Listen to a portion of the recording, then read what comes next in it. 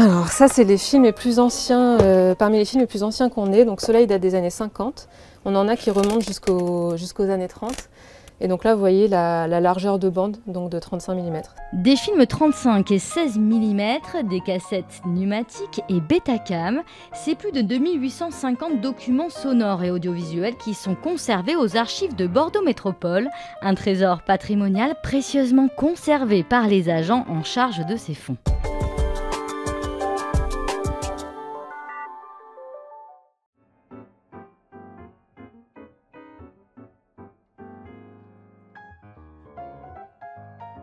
Ici, on est devant le magasin 15, c'est l'endroit où sont conservées les archives audiovisuelles de Bordeaux Métropole.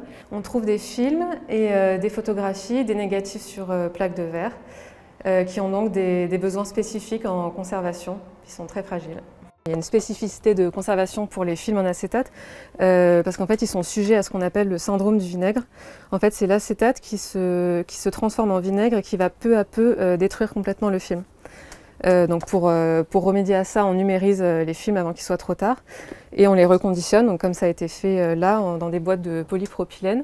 Alors j'ai des missions qui sont liées à la conservation des supports, par exemple le reconditionnement des films, une surveillance de leur état sanitaire. Ensuite j'ai des missions d'inventaire, donc parce que pour pouvoir faire des recherches dans ces films, il faut connaître leur contenu. Mais revenons à nouveau de quelques années en arrière.